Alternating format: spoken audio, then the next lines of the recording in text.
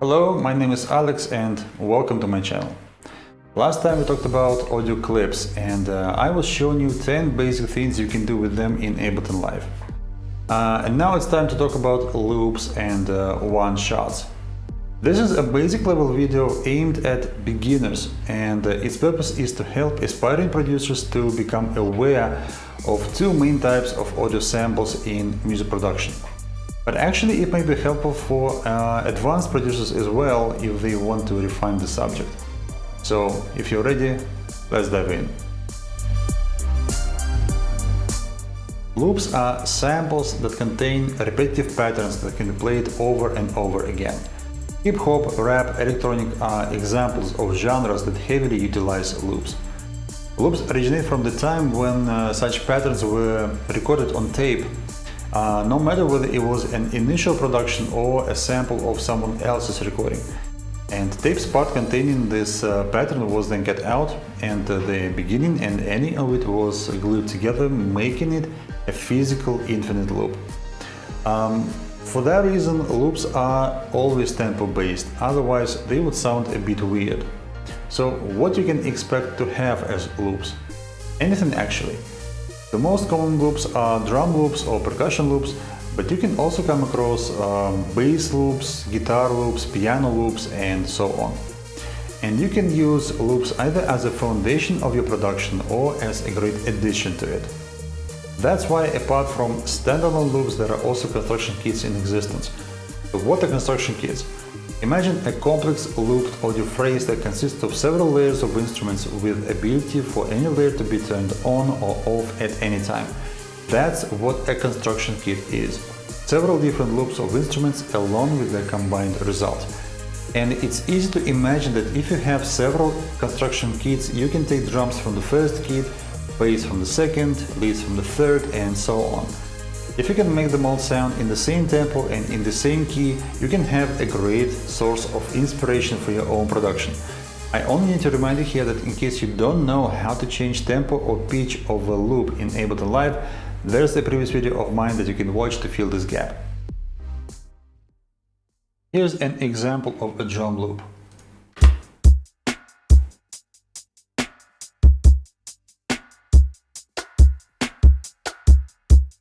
Now, if I don't stop it, it will play forever, and I can try to put some bass or chord ideas over it until I find something interesting. Luckily, it's a part of a construction kit, so let's see what we have here.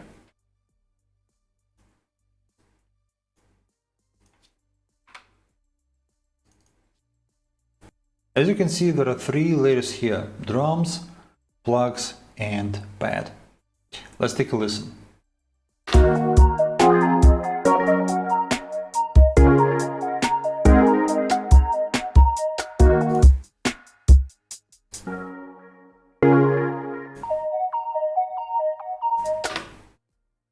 I also got some more construction kits. This is the second one, and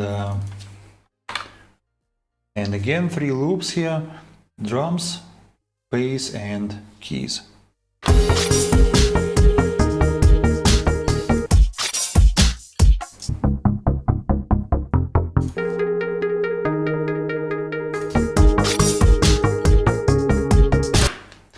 Now, the third kit with 4 loops.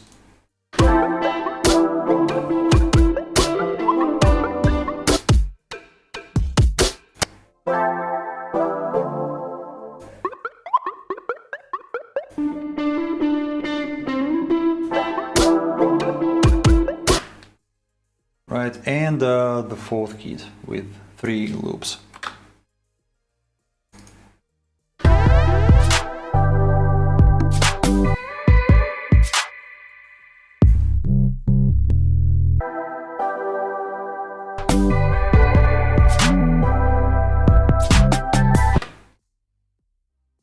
They all sound different and they are probably in different keys.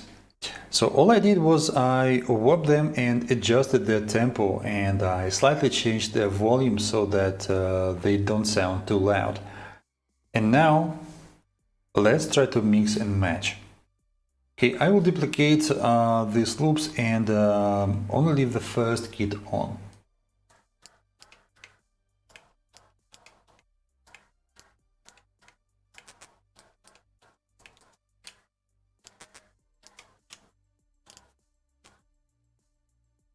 And now I will try to match the keys of all these loops by turning them on one by one and adjusting their pitch.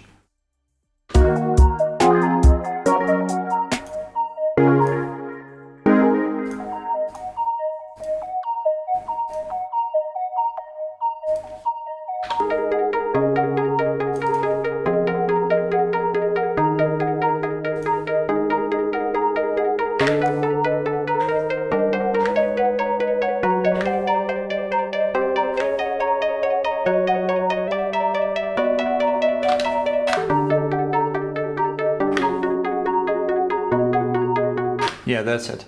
That's it. Okay, next one.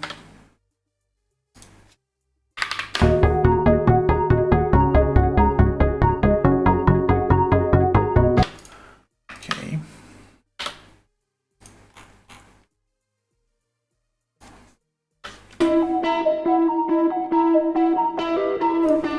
It's completely out of tune. Okay, let's see what we can do.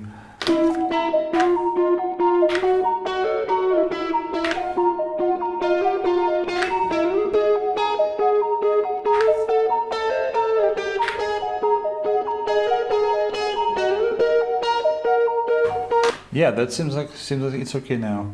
So 6 semitones up. See.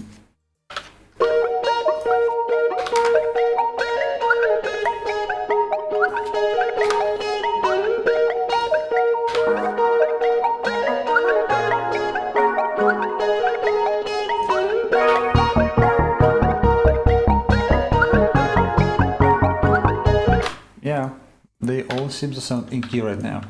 So the last one here. Let's start from pads.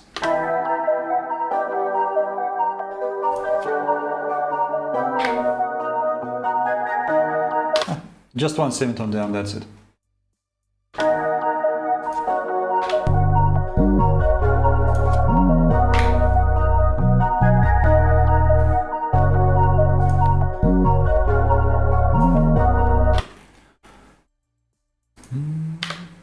Let's see what we can do. Let's see how we can mix and match them so that they make something interesting from several construction kits.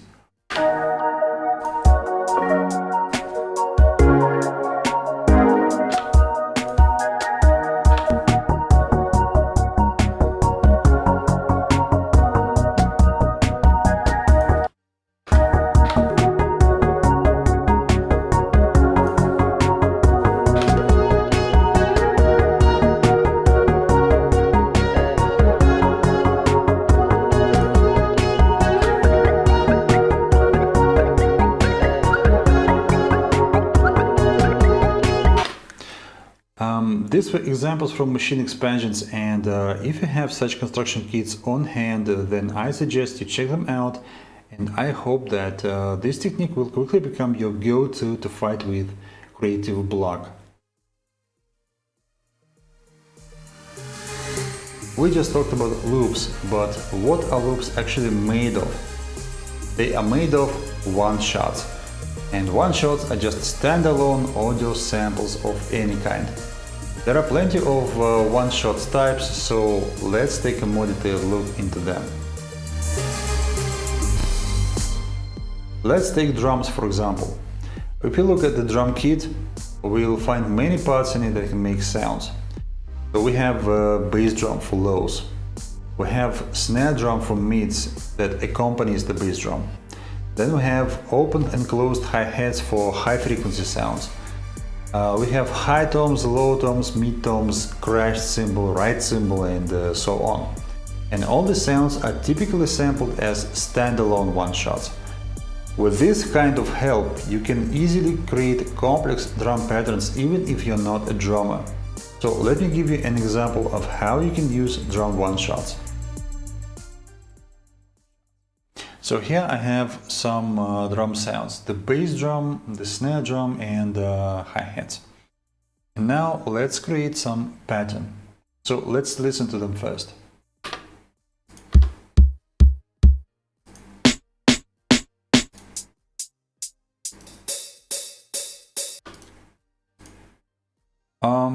Let's add some bass drum, something super simple.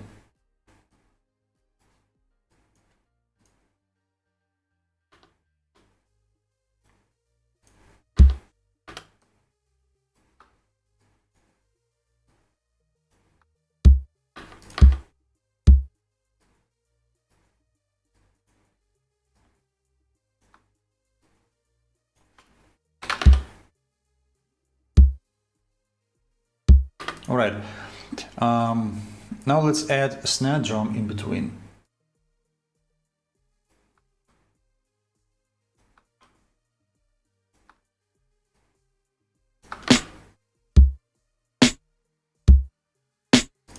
Okay, and now let's add open hi-hats where the snare drum is.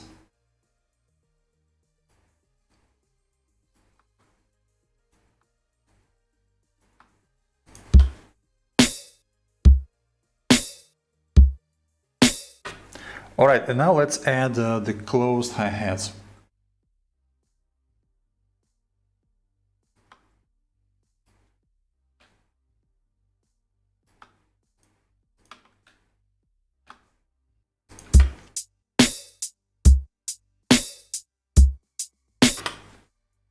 Right, so I can keep it like that, but I want a bit more dynamics. So I want the hi-hats appear a bit more frequently. So let's rebuild it a little bit.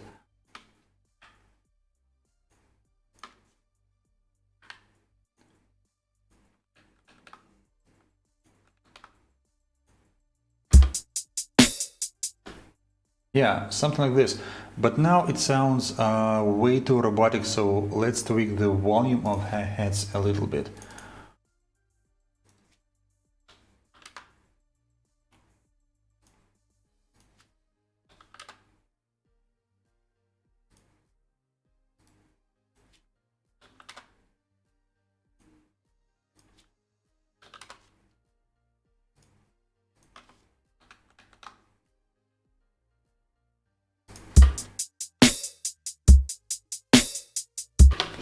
Right, and now what I want to do, I want to tweak the bass drum a bit more.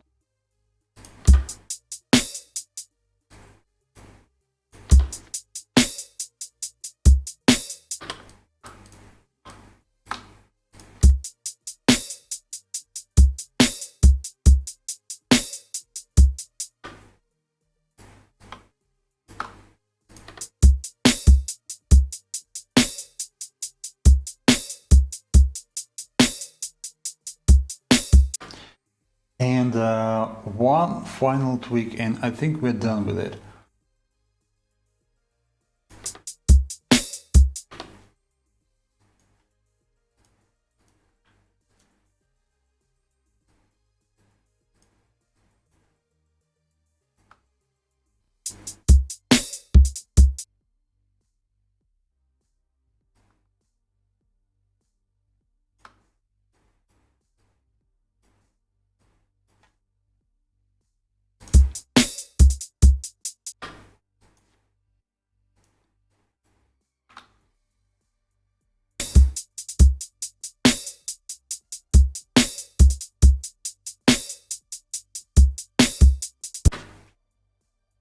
Well, we have the pattern now, and it's time to make it sound better, for example, by adding percussion. Percussive one-shots are close to drums, but since percussion is not unified in the same way as drum kits, these sounds can vary from most common tambourines, triangle shakers and claps, and down to some exotic conga, agogo or darbuka sounds.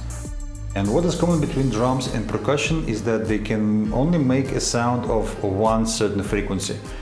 For that reason, you cannot play a melody on drum kit or with percussion, but on the other hand, percussive sounds make great addition to the drums. And it's a common practice to add some percussion one-shots or loops to drum tracks to make them sound more rich and interesting. Here I've got percussion from one of the kids actually.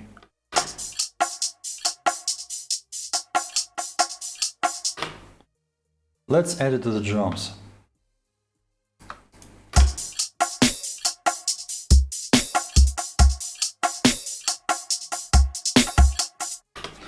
And now that we added it, the whole drum pattern feels different. Now let's try to make some kind of a song out of what we already got. Let's start from loops and then work on drums and percussion.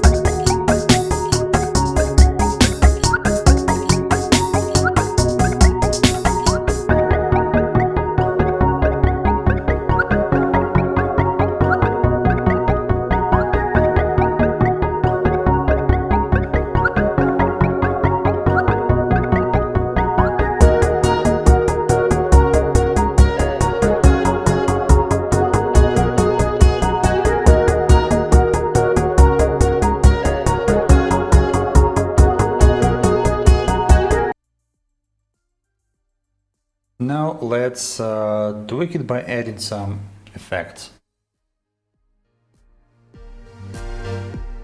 Effects are great for adding some flavor to songs, and there are several subgroups of effects, and they can really turn a production from sounding average to sounding really good. This can be background effects, transition effects, Foley effects, and accents. Background effects can be called ambiences, atmospheres, textures, drones, and so on. These samples can be up to several minutes long, and the main purpose is to create presence even at the times when there's not much happening musically. One of the most popular background effects is vinyl scratching, but you can also find sounds of wind blowing, raindrops falling, or fire burning in fireplace. The best practice is to add them, but to make the volume low, to the point that you don't really hear them while they are there, but definitely feel that something is missing once you remove them or turn them off. Let's add some background effects. And here I've got some empty room noise, which is quite long sample. Let's listen to it.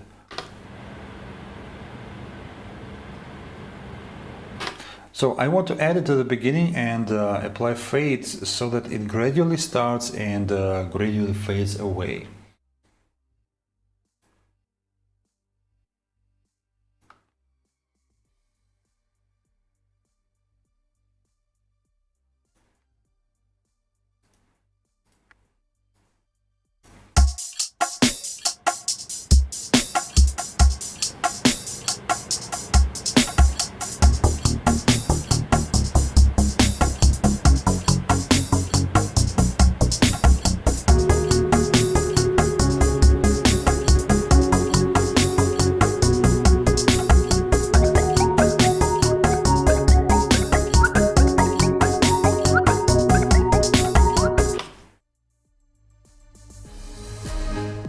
Risers, downers, impacts, stabs, hits, swells are examples of transition effects. The main purpose is to create tension and release in between the song sections. That's why the key point here is positioning, because you need to make a precise moment special. Sometimes transition effects can be tempo based, and in those cases you'll have to synchronize the tempo with the tempo of the project. Now let's add some transition effects. Here I've got a couple of risers and impacts. Let's take a listen and add them to the song.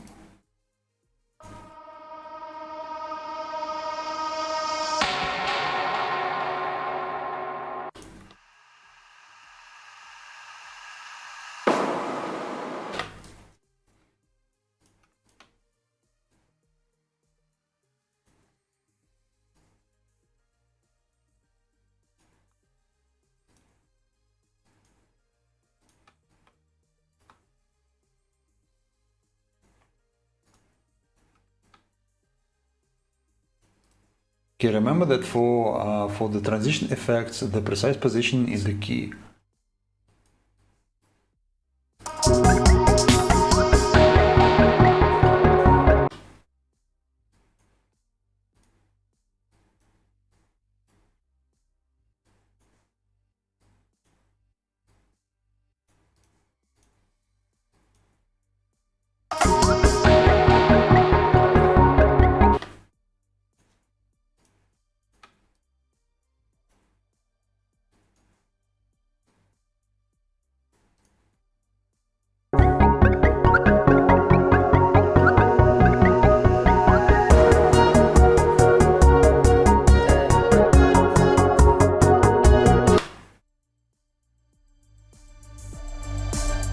Foley effects are the samples of the sounds around us.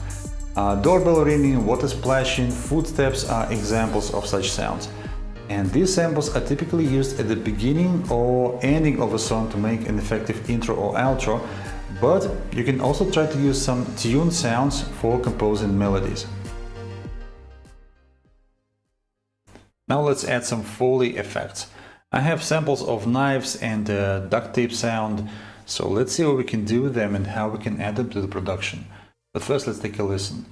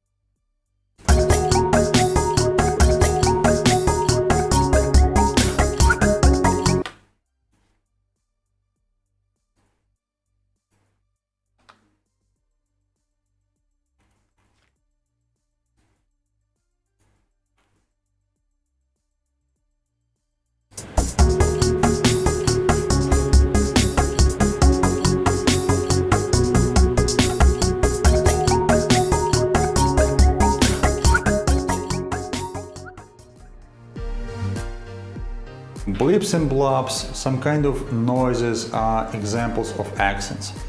The main role is to become an ear candy or to catch the listener's attention, both of which help make part of the song become memorable. And they are the best used in places when there are no lead vocals or instruments, so that accents can take the scene just for the short moment of time. Let's add some accents. I have this nice sound effects and I know exactly why I want it to be. Let's take a listen.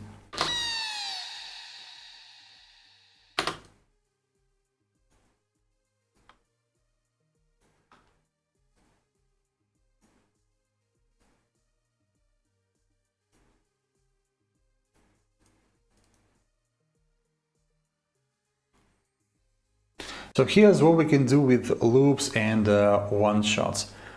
Let's hear the result.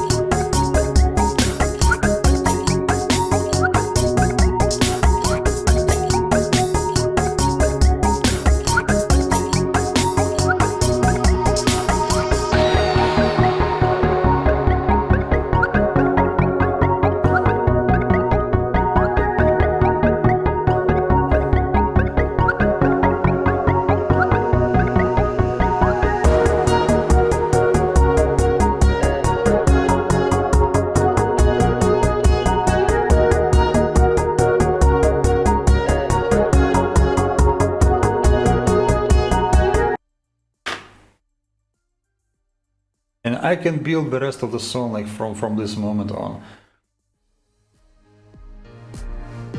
Finally, there's a sampled instruments category, and these samples are used in leads, bass, and arrangement as a whole. There are two subcategories here: analog sample instruments and synths.